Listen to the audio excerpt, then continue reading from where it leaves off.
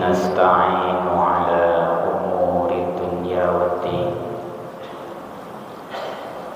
أشهد أن لا إله إلا الله وأشهد أن محمدا رسول الله لا نبي بعده أما بعد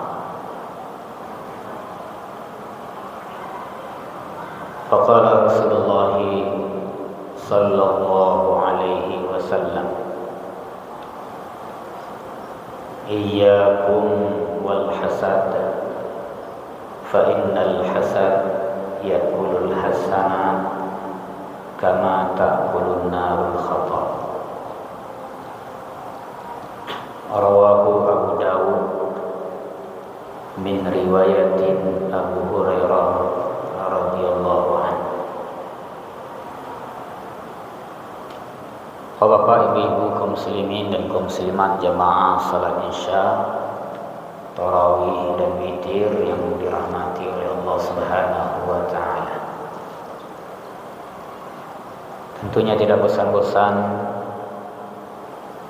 kita sampaikan segala puja dan puji syukur kehadirat Allah Subhanahu wa taala.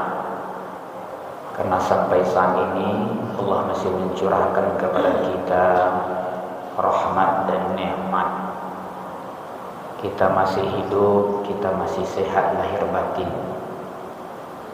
sehingga kita bisa hadir ke dalam masjid ini, tentunya dalam rangka untuk menegakkan qiyam Ramadan. Alhamdulillah telah kita awali dengan menegakkan ibadah salat isya berjamaah. Salawat dan salam semoga tercurah buat Nabi junjungan, Nabi tauladan, Nabi pujaan, Nabi kebanggaan, yakni Nabi besar Muhammad sallallahu alaihi wasallam. Allahumma salli ala Muhammadin wa ala alihi wa sahbihi ajma'in. Bapak-bapak, ibu-ibu, kaum muslimin dan kaum muslimat yang dirahmati oleh Allah Subhanahu wa taala. Dalam sebuah hadis yang diriwayatkan oleh Al-Imam Ahmad, Al-Imam Abu Daud, bersumber dari Anas bin Malik, semoga Allah meridainya, diceritakan suatu kisah yang mengagumkan. Barangkali kisah ini menjadi sebuah pelajaran bagi kita semua. Pada suatu hari Nabi sallallahu alaihi wasallam duduk beserta para sahabatnya. Kemudian Nabi berkata kepada para sahabat, sebentar lagi kita akan melihat salah seorang calon penghuni surga Allah kelak. Tidak lama setelah itu muncullah seseorang yang berpenampilan sederhana. Wajahnya kelihatan dibasuh oleh air wudhu membasahi jenggotnya, menjinjing sandal dengan tangan kiri. Kemudian pada esok hari Nabi sallallahu alaihi wasallam kembali duduk beserta para sahabat. Kemudian Nabi berkata, sebentar lagi kita akan melihat salah seorang calon penghuni surga Allah kelak. Kemudian tidak lama setelah itu muncullah orang kemarin, berpenampilan sederhana, wajahnya kelihatan dibasuh oleh air wudhu membasahi jenggotnya, menjinjing sandalnya dengan tangan kiri. Para sahabat merasa heran, mengapa tidak kita disebut oleh Rasul? Kemudian esok hari pada hari ketiga, Nabi kembali duduk beserta para sahabatnya. Kemudian Nabi berkata, sebentar lagi kita akan melihat salah seorang calon penghuni syurga Allah kelak. Kemudian tidak lama setelah itu muncul orang kemarin, berpenampilan sederhana, kelihatan wajahnya telah dibasuh oleh air untuk membasahi jenggotnya, menjinjing sandalnya dengan tangan kirinya. Bapak Ibu yang dirahmati oleh Allah Subhanahu wa taala, salah seorang sahabat yang bernama Abdullah Amr bin As merasa heran, siapa orang ini sehingga disebut oleh Nabi sallallahu alaihi wasallam sebagai salah seorang calon penghuni syurga Allah. Kemudian dia ingin mencari tahu apa amalan utama orang ini. Kemudian diikutilah orang ini dari belakang sampai menuju ke rumah. Kemudian setelah sampai di rumahnya diketuk pintu. Assalamualaikum. Dijawabnya waalaikumsalam. Ternyata bertamu ke rumahnya adalah seorang sahabat bernama Abdullah Amr bin As radhiyallahu anhu. Kemudian disuruhnya masuk, disuruhnya duduk. Kemudian dia pergi ke dapur, dihidangkanlah sesuatu hal yang pantas dihidangkan. Setelah itu barulah ditanya, apa tujuan Tuhan datang ke sini? Sebenarnya dari cerita ini telah membuktikan bahwa dalam Islam itu memang tinggi sekali adab. Kalau orang bertamu ke rumah awak, bapak ibu, itu adab harus kita jaga. Kalau nyeketuk pintu, Assalamualaikum, kita jawab Waalaikumsalam. Meskipun nan datang ke rumah awak tukang kredit, jawab saya salam tu. Ya kan? Kalau lah dijawab salam, disuruh masuk. Jangan dia binetong di pintu saja. Ya kan? Itu buruk bana basuh. Gitu. Disuruh masuk ke dalam, disuruh duduk. Kemudian jangan ditanyakan pula kepada tamu tu, apa perlu minum atau tidak. Katamu nak perlu tak itu dikesampaikan. Sebab orang Minang ko tinggi basuh. Lapa kecilnya kanyang itu. Ya kan? Itu orang Minang. Hidangkanlah sesuatu yang bisa dihidangkan. Kecuali kalau perlu ditanyakan kopi atau teh. Itu nama ada. Tapi perlu air atau tidak. Eko kadang-kadang lah sajam bercerita lebih ya selero. Air ko lonyo tibol. Ya kan? Laka pulang orang tu baru dikecen untuk biar iya. Aku tak kait tu basuh awak namanya buruan. Nah, setelah disuruh duduk dihidangkan, baru ditanya oleh baik ibu, tujuannya. Tak kait tu adab dalam Islam. Ya Pak Kim. Kata kait tu adab dalam Islam. Nah, kemudian ditanyakan kepada orang ini, apa tujuan Anda datang ke sini wahai Abdullah Amr bin As? Saya itu telah terjadi cekcok dengan orang tua. Bolehkah saya bermalam di rumahmu ini selama 3 hari? Sebenarnya tidak ada terjadi cekcok. Dia kan ingin mencari tahu apa amalan utama orang ini.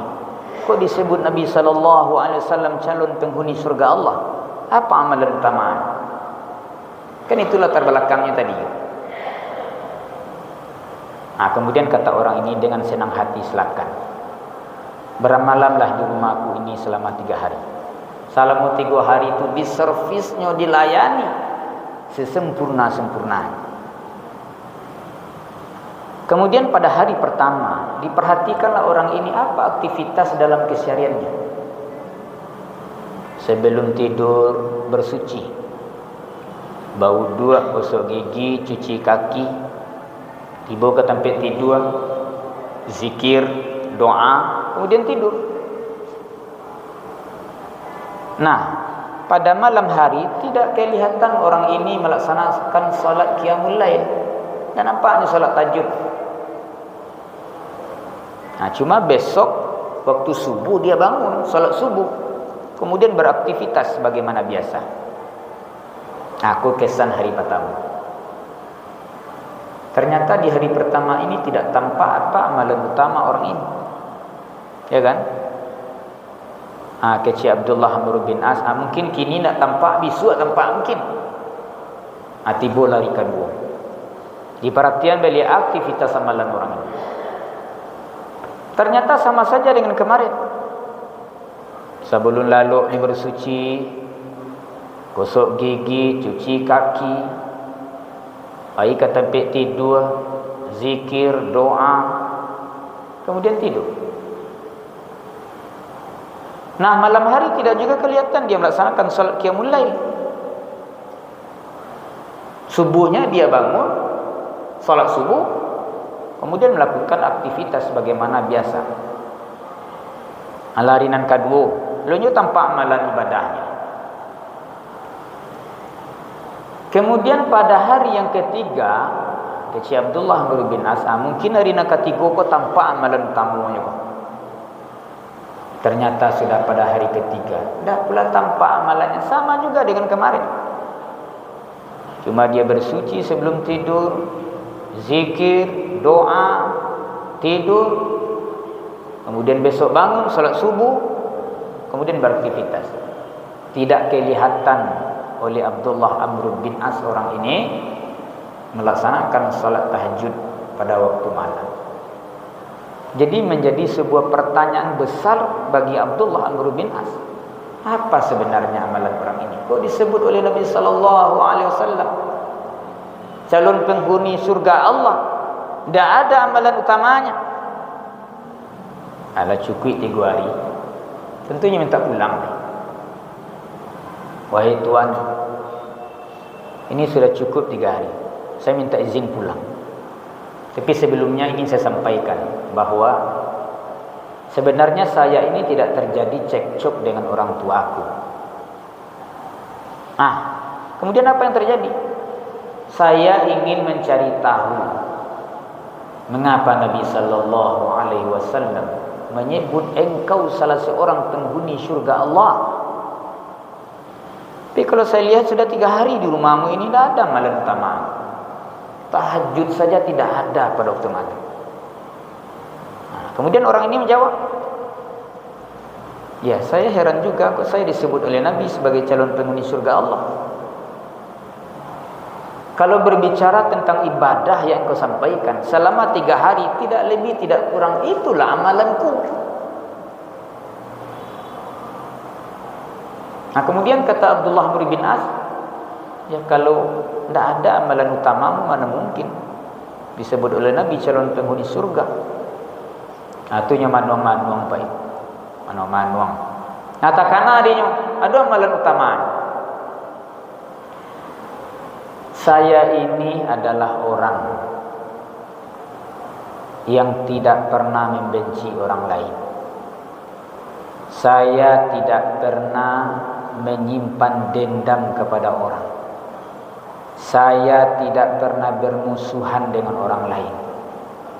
Saya tidak pernah dengki, saya tidak pernah hasad, saya tidak pernah iri hati kepada orang lain. Saya kira itu saja amalanku. Yang lain engkau lihat saja. Jadi taman-taman lah Abdullah Amr bin As. Mungkin ikut lah kecik Nabi yang membuat orang ko masuk surga karena akhlaknya yang baik. Jadi sepanjang perjalanan itu Bapak Ibu tamanuang Abdullah Amr bin As, ikutlah sebenarnya amalan utama. Bapak Ibu yang dirahmati oleh Allah Subhanahu wa taala. Ternyata Rasul sallallahu alaihi wasallam menyampaikan kepada kita banyak jalan yang harus kita tempuh menuju surga. Kecil orang kan banyak jalan menuju Roma. Lebih banyak lo jalan menuju surga. Salah satu ditunjukkan oleh Rasul Jalan menuju syurga itu adalah akhlak yang baik. Ya Pak. Setaat apapun kita beribadah kepada Allah, setaat apapun,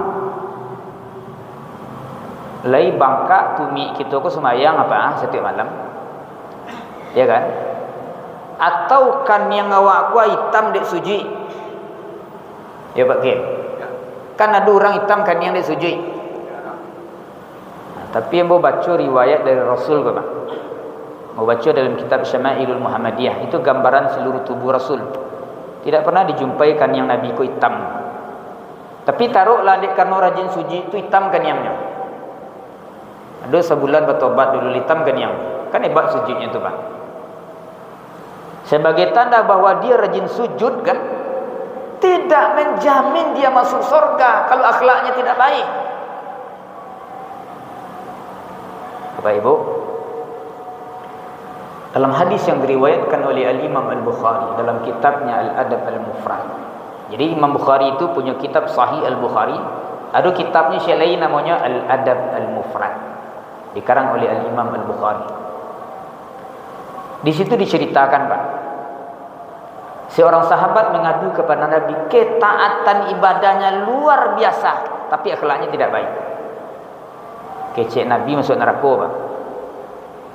Qila lin Nabi sallallahu alaihi wasallam, ya Rasulullah, inna fulanatan taqumu al-laila wa tasumu an-nahara wa taf'alu wa tasaddaqu wa tu'zi jiranaha bilisaniha. Faqala Rasulullah sallallahu alaihi wasallam, la khaira fiha, hiya min ahli an-nar. Seorang sahabat mengadu kepada Nabi, ya Rasul, ada seorang ibu, ibu kandung ke Nabi. Siapa mereka? Taqumul laila, sembahyang malam, setiap malam sembahyang malam Pak. Taqumu fiilnya mudhari', ya kan? Taruh mana hari sembahyang malam Pak.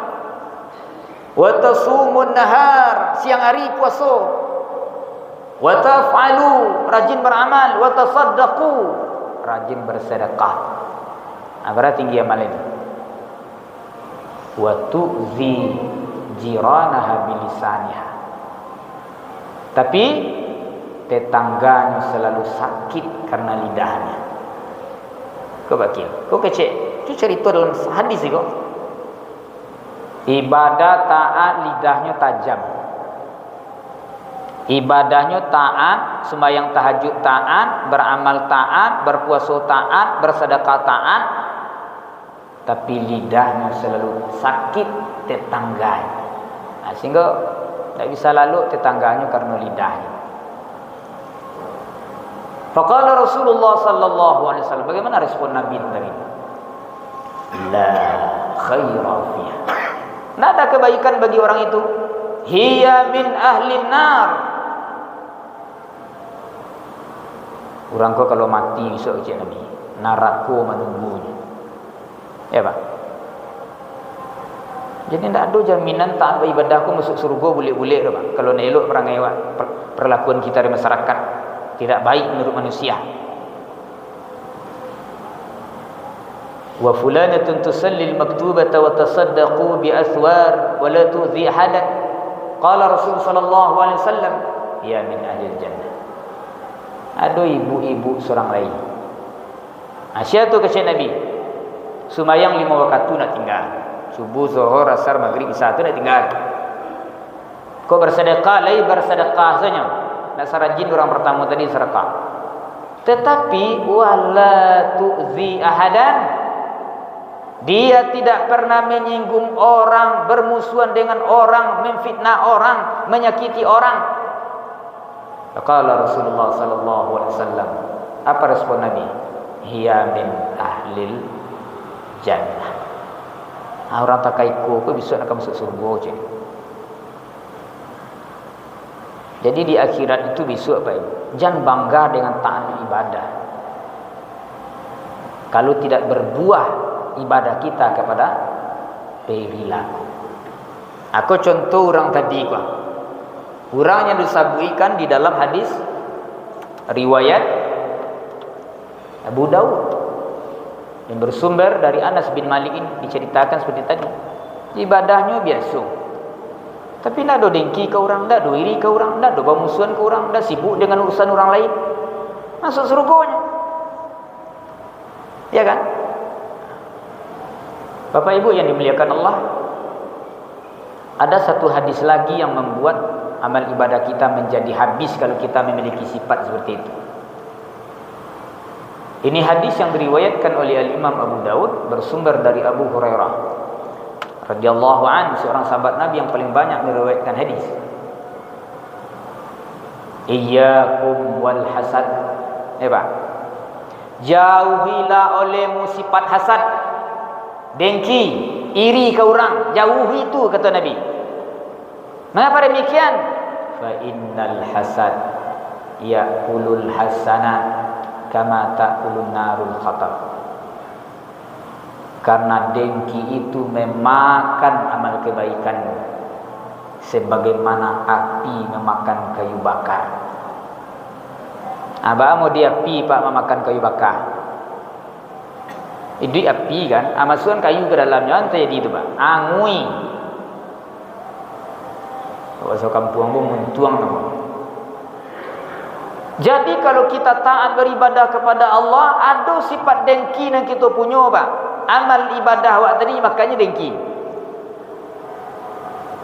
Salat 5 waktu di awal waktu berjamaah ke masjid, ini makanya dengki.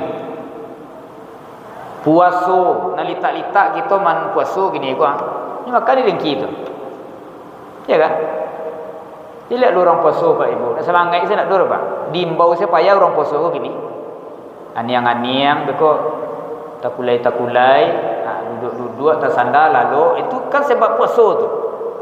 Dek lamahnya badan, lunglai badan ku dek puasa. Hanya makannya di dengki tu. Amal zakat, amal sedekah, amal baca Quran, amal zikir, habisnya makan di dengki. Jadi kalau kita punya sifat dengki, kau sama membau ember bocor besok di hadapan Allah. Awak sangko ibadah awak terlalu banyak, awak bawa ember baisi ember tu jual ye. Ya Allah, wah amalan ibadahku ini banyak sekali. Akhirnya ember tu bocor di bawah. Ya kan? Bocor habis ya ye itu. Itu Pak. Jadi jangan sangka-sangka Bapak Ibu wala taat ibadah kamu saja kuah. Ya kan? Kalau masuk surga boleh-boleh alun. Hitamkan yang sujud, bangkak tumi tagak, baju bahawak, basorban awak, abajang gui wak sapanjang kuah. Alun tentu masuk surga boleh-boleh tu dok. Kalau perilaku kita belum juga terbentuk dengan ibadah. Ya kan? Hasad. Bapak Ibu mendeteksi hasad yang ada pada diri awak, kau kan tak payah-payah. Ya kan? Kan tak perlu kita tunjuk orang lain, wah si anu tu penyakit dengki tu mah. Tu si anu tu iri tu mah. Haju awak bah. Mungkin awak lebih lu pada orang tu pak. Sebab dengki itu sederhana saja mukuannya. Sanang mencari orang susah. Ya pak.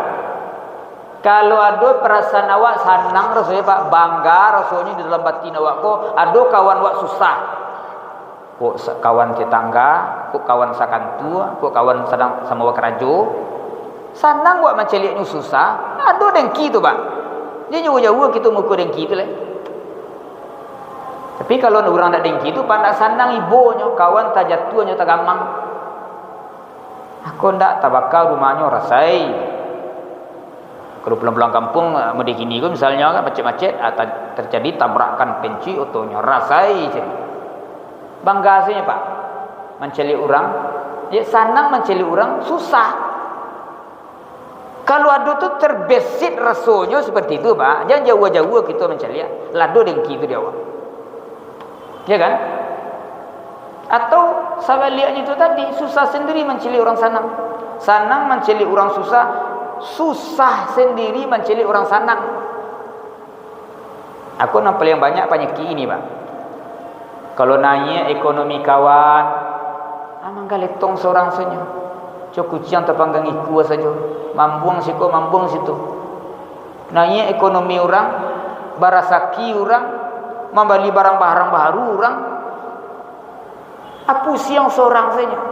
Ini calik-calik di pintu jendela aja, pintu jendela nyubek lubang di pintu jendela itu, calik atau di kawan tetangga. Nampak membeli kursi baru. Nah, mereka dia tak jantung. Kursi baru untuk dirayu. Sebulan setelah itu tabali lo dinyo Honda, ya kan? Masuk masakit jamil. Anda lama setelah itu tarangalo kawan iko beli to matinya rumah sakit. Ada orang ko bapak ibu dia dibunuh oleh penyakit ruhaninya sendiri. Kalau ada nantaka itu pak ibu, itu akan memakan amal kebaikan kita. Sebagaimana api memakan kayu bakar. Ada problem terbesar dalam kehidupan kita ini Pak Ibu. Problem terbesar ini. Mengapa ketaatan beribadah itu tidak berbanding lurus dengan perilaku? Kan problem itu Pak. Ada orang tak semayang kayaknya Pak. Kok elok perangainya Pak? Ada terpuji di masyarakat semayang tengah lakeknya kan? Tapi suka magin, baik budinya, suka menyapu, ya kan? Kau rajin kamu saji tadi, ya kan? Buru apa rangainya kamu saji tadi? Di baru masaji baca kak jo, sama pengurus, beko sama-sama jemaah, lain sama-sama maduk kada kiblat, tapi hatinya baca-baca gitu. Sama-sama tetangga baca kak, bisa terus. Aku problem besar sebenarnya yang perlu kita selesaikan dalam masyarakat. Antarima titik temu kita tu silik tu cari Pak. Ya kan? Ini seharusnya kan berbanding lurus. Taat ibadah kepada Allah harus berbanding lurus dengan perilaku. Nan tampak dalam masyarakat real wak caliak gini tu ndak seperti itu doh. Ya memang ado je orang taat ibadah tu lok perangai Pak. Ado.